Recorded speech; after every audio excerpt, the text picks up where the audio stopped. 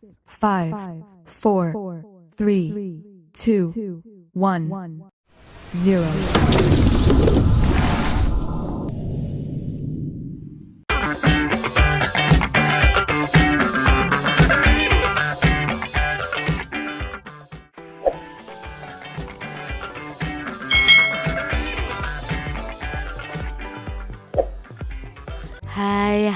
Hai. Selamat datang di channel YouTube Kak Citra. Apa kabarnya adik-adik semuanya? Kak Citra berharap kalian dalam keadaan yang baik, sehat, dan siap untuk belajar ya. Hari ini kita akan belajar bersama-sama untuk mata pelajaran tematik kelas 4. Kita belajar di tema 5, pahlawanku, subtema 2, pahlawanku, kebanggaanku, pembelajaran yang kedua. Mari adik-adik kita belajar dengan penuh semangat. Setelah mengetahui perjuangan para pahlawan, masih adakah tokoh masa sekarang yang memiliki jiwa kepahlawanan? Yuk kita cari tahu bersama-sama adik-adik. Di sini ada sebuah bacaan yang berjudul Gusnadi Wiyoga, Prestasi di Tengah Keterbatasan. Apa ya isi bacaan ini? Yuk kita simak bersama-sama. Gusnadi Wiyoga berumur 15 tahun. Ia berasal dari keluarga sederhana yang tinggal di Dusun Waringin, Maguwoharjo, Sleman, Yogyakarta. Ayahnya adalah seorang tukang sol sepatu dan ibunya adalah seorang ibu rumah tangga. Kondisi perekonomian orang tua Gusnadi yang kekurangan tidak membuatnya patah semangat untuk berprestasi. Yoga, panggilan akrabnya, berhasil meraih medali perak Olimpiade Sains atau OSN ya, Olimpiade Sains Nasional 2011 di Manado. Hasil ini mengantarkan Yoga mewakili Indonesia di International Competition and Assessment for School atau ICAS wilayah Asia Pasifik tahun 2011.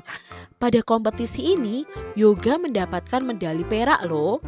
Kesederhanaan tidak menjadi hambatan baginya untuk berprestasi. Sejak kecil, Yoga terbiasa belajar mandiri tanpa mengikuti bimbingan belajar ataupun kursus. Setiap malam, ia tekun mengulang pelajaran yang diterimanya di sekolah.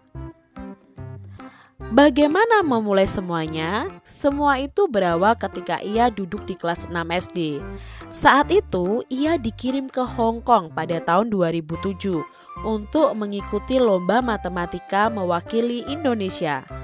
Dalam perlombaan itu ia tidak menang. Namun hal ini menjadi pemicu bagi Yoga untuk terus belajar dan mengembangkan diri. Dengan prestasinya, Yoga berhasil membuktikan bahwa semangat dan kerja keras bisa mengalahkan keterbatasan. Selalu ada jalan bagi mereka yang mau berusaha. Nah, itu tadi kisah inspiratif dari Yoga, seorang siswa yang dari Yogyakarta ini adik-adik, yang sangat terkenal karena dia sudah menjadi pemenang ya, mendapatkan medali perak sampai di luar negeri loh dalam bidang olimpiade. Nah, adik-adik tentunya kalian juga ingin berprestasi seperti Yoga kan? Kalian bisa mencontoh Yoga ini. Walaupun dalam keterbatasan ekonomi keluarganya, tapi dia tekun belajar. Dia tidak mengikuti bimbingan belajar atau kursus. Dia hanya belajar secara mandiri. Tapi hasilnya begitu luar biasa ketika kalian terus tekun dalam belajar seperti Yoga ini adik-adik.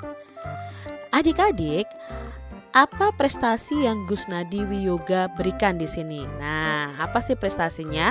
Oh, ternyata dia meraih medali perak Olimpiade Sains Nasional. Nah, lalu setelah itu dia dikirim ke mewakili Indonesia di International Competition and Assessment for School ya, wilayah Asia Pasifik pada tahun 2011 dan mendapatkan medali perak. Apa usaha yang yoga lakukan untuk meraih prestasi itu? Nah, usahanya apa? Ya, yoga terbiasa belajar mandiri tanpa mengikuti bimbingan belajar ataupun kursus. Setiap malam, yoga itu tekun mengulang pelajaran yang diterimanya di sekolah. Sikap-sikap baik apa yang dimiliki oleh yoga? Nah, sikap baik ini tentunya bisa kita tiru adik-adik. Sikap baik yang dimiliki yoga adalah mau bekerja keras, tekun belajar, dan bersemangat untuk meraih prestasi. Apa sikap yoga tersebut mencerminkan sila kelima Pancasila? Ya, tentunya mencerminkan sila kelima Pancasila karena Gus Nadi itu mau bekerja keras. Adik-adik tentunya masih ingat sila kelima Pancasila yang disimbolkan padi dan kapas. Bunyinya keadilan sosial bagi seluruh rakyat Indonesia. Nah, untuk sila kelima ini memiliki makna yang pertama, adil. Adil itu belum tentu artinya sama adik-adik, bukan sama ya. Adil itu sesuai dengan porsinya. Berikutnya mau bekerja keras seperti Gus Nadi atau yoga tadi mau bekerja keras itu berarti dia sudah melaksanakan sila kelima dalam Pancasila. Mengakui kedaulatan bangsa sendiri dan bangsa lain. Menganggap bangsa sendiri sederajat dengan bangsa lain. Nah, padi dan kapas ini digunakan karena merupakan kebutuhan dasar setiap manusia, yakni pangan dan sandang. Padi itu berhubungan dengan pangan atau makanan, sedangkan kapas itu berhubungan dengan sandang atau pakaian kita, sebagai syarat utama untuk mencapai kemakmuran yang merupakan tujuan utama bagi sila kelima ini. Perhatikan gambar di bawah ini. Nah, di sini Edo dan teman-temannya sedang belajar. Mereka membagi tugas mereka secara adil sesuai dengan pengamalan sila kelima. Apakah Edo sudah membagi pekerjaan secara adil? Nah, Edo sudah bersikap adil dengan membagi pekerjaan ke seluruh anggota kelompoknya. Apa sikap Edo dan teman-temannya itu mencerminkan sila kelima Pancasila? Ya, tentunya mencerminkan sila kelima Pancasila. Salah satu sikapnya adalah adil dalam memberikan tugas. Itu sesuai dengan sila kelima Pancasila. Apa yang akan terjadi jika pada saat kerja kelompok tugas tidak dibagi secara adil adik-adik? Apa yang akan terjadi?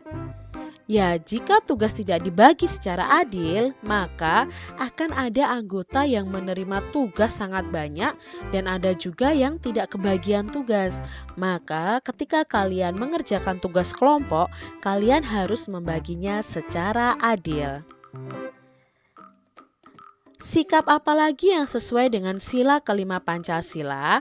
Nah, sikap yang sesuai dengan sila kelima Pancasila adalah yang pertama, menjunjung tinggi semangat kekeluargaan dan gotong royong, peduli terhadap penderitaan yang dialami oleh orang lain, tidak melakukan perbuatan yang merugikan pihak umum, suka melakukan perbuatan dalam rangka mewujudkan kemajuan dan keadilan sosial, mengembangkan perbuatan yang luhur yang mencerminkan sikap dan suasana kekeluargaan dan kegotong royongan.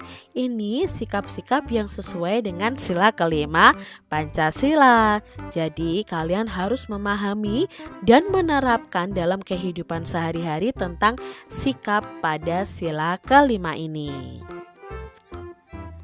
Nah, selain itu, dalam sila kelima ini kita juga harus menjaga keseimbangan antara hak dan kewajiban, menghormati hak-hak orang lain, suka memberi pertolongan kepada orang lain, tidak bersifat boros, berarti rajin menabung ya adik-adik ya, dan suka bekerja keras, tidak bergaya hidup mewah, dan bersama-sama berusaha mewujudkan kemajuan yang merata dan berkeadilan sosial. Demikian tadi adik-adik pembahasan kita di tema 5, subtema 2 pembelajaran yang kedua. Semoga video pembelajaran ini bermanfaat ya untuk adik-adik semuanya.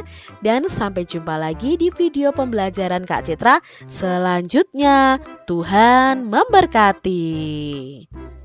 Jangan lupa tekan tombol subscribe, lalu tekan loncengnya tekan juga tombol like, lalu share ke media sosial kalian. Jangan lupa untuk ikuti media sosial Kak Citra.